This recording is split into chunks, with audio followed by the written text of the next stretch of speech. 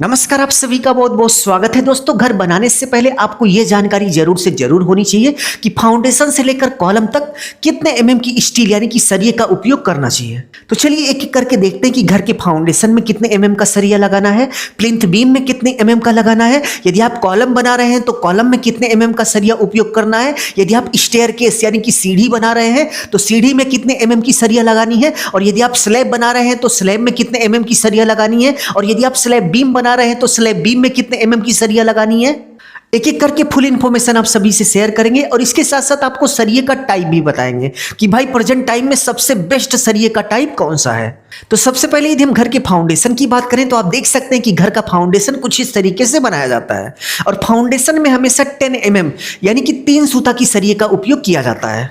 बहुत सारे लोग सरिये को सूता में समझते हैं, तो 10 एमएम की स्टील को हम 3 सूता सरिया बोलते हैं, 3 सूता सरिया बोलते हैं।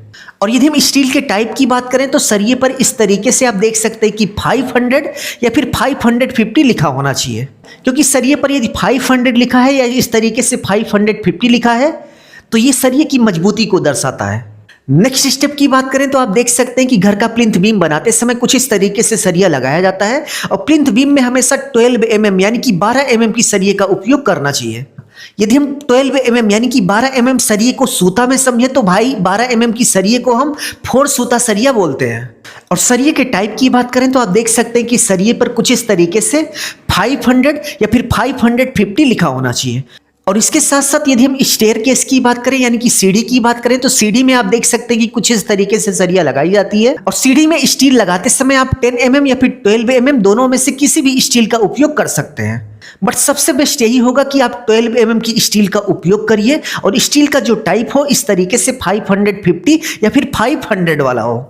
नेक्स्ट आप देख सकते हैं कि कॉलम में कुछ इस तरीके से सरिया लगाई जाती है, तो कॉलम में सरिया लगाते समय कितने एमएम की सरिये का उपयोग करना चाहिए। तो कॉलम में आप कभी भी सरिया लगा रहे हैं तो कॉलम में हमेशा 12 एमएम यानी कि 12 एमएम के सरिये का उपयोग करना चाहिए। यदि आप ground floor, first floor, second floor इस तरीके से आवासीय घर बना रहे हैं तो उस सिचुएशन में कॉलम में कुछ इस तरीके से 12 एमएम यानी कि 12 एमएम के सरिये का उपयोग करना चाहिए और सरिये का जो टाइप हो वो 500 या फिर 550 इस तरीके से सरिये पर लिखा होना चाहिए। नेक्स्ट पॉइंट की बात करें तो आप देख सकते हैं कि घर के स्लैब में कुछ इस तरीके से सरिया बांधी जाती है।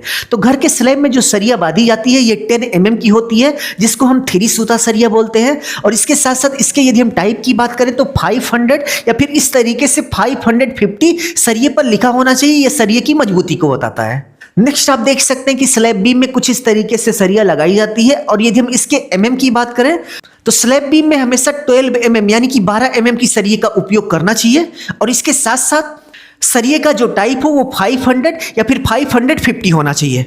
अभी वीडियो को लाइक कर दीजिए। उम्मीद है आपको समझ में आ गया होगा कि फाउंडेशन से लेकर स्लैब तक कहां पर कितने एमएम की सरिये का उपयोग करना चाहिए। यदि आपको वीडियो अच्छा लगा तो प्लीज वीडियो को लाइक करके अपने दोस्तों में शेयर कर दीजिए। अपना ख्याल रखिए और अपने मम्मी पापा का अपने से भी ज्यादा ख्याल रखिए। इसी भाव के साथ आप सभी से विदा लेते हैं। धन्यवाद।